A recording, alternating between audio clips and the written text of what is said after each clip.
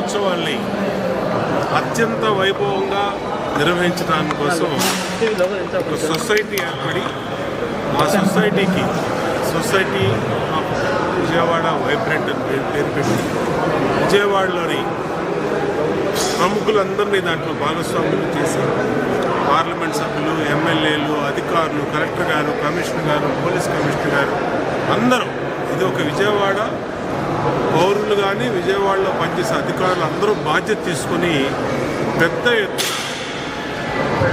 ఈ నెల 22 నుంచి రేపు నెల 2వ తారీఖు జరగబోయే కార్యక్రమాన్ని గొప్ప ఈవెంట్గా సక్సెస్ చేయాలని ప్రపంచవ్యాప్తంగా దసరా ఉత్సవాలకి ఈ విజయవాడ ఉత్సవం పేరు రావాలనేది ముఖ్య ఉద్దేశంతో మొట్టమొదటిసారి విజయవాడ నగరంలో పెట్టినటువంటి కార్యక్రమం ప్రజల సహకారం కోరుతున్నాం, వ్యాపారస్తుల సహకారం కోరుతున్నాం, మీడియా సహకారం కోరుతున్నాం.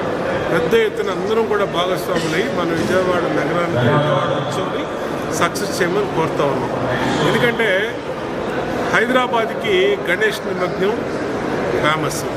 విజయవాడ నుంచి కానీ ఇంకో చోట నుంచి కూడా వెళ్ళి ఆ గణేష్ స్వామి ఉత్సవాన్ని చూస్తారు. మరి దసరా ఉత్సవాలకి దాదాపు 15 లక్షల పైన రాష్ట్ర వ్యాప్తంగా కానీ ఇతర రాష్ట్రాల నుంచి కానీ విజయవాడ నగరానికి ప్రజలు వచ్చే పరిస్థితుల్లో భక్తులు వచ్చే పరిస్థితుంది. దసరా ఉత్సవాలు అనేది దేశవ్యాప్తంగా చేసే కార్యక్రమం. దీంట్లో విజయవాడ అమ్మవారి గుడి అనేది చాలా ప్రముఖమైనది. మరి అలాంటి దాన్ని పెద్ద ఎత్తున మనందరం కూడా ఇప్పటి నుంచైనా, ఇప్పటికే చాలా ఆలస్యమైంది, ఈ కార్యక్రమం నుంచైనా పెద్ద ఎత్తున సక్సెస్ చేయాలని నగర పౌరులందరూ కూడా దీంట్లో భాగస్వాములు కావాలి. అందరూ కూడా ఆ రోజు బయటకు రావాలి. ఆ 10 రోజులు కూడా ఈ ఉత్సవాల్లో భాగస్వాములు కావాలని పిలుపునిస్తూ ఉన్నాం. పెద్ద ఎత్తున అందరం కూడా బాధ్యత తీసుకుని సక్సెస్ చేద్దామని చెప్పి కోరుకుంటూ సెలవు తీసుకుంటాం. వచ్చిన కృష్ణా పుష్కరాలే మనం సేఫ్గా చేసుకోగలిగాం, ఇబ్బంది ఏమీ లేదండి. దానికి ప్రభుత్వం నుంచి అన్ని ఏర్పాట్లు చేస్తున్నాం. అన్ని ఎస్టిమేషన్లు ఎంతమంది క్రౌడ్ వచ్చినా సరే దాన్ని నిర్వహించుకుంటే 15 లక్షల మంది భక్తులే వస్తారు.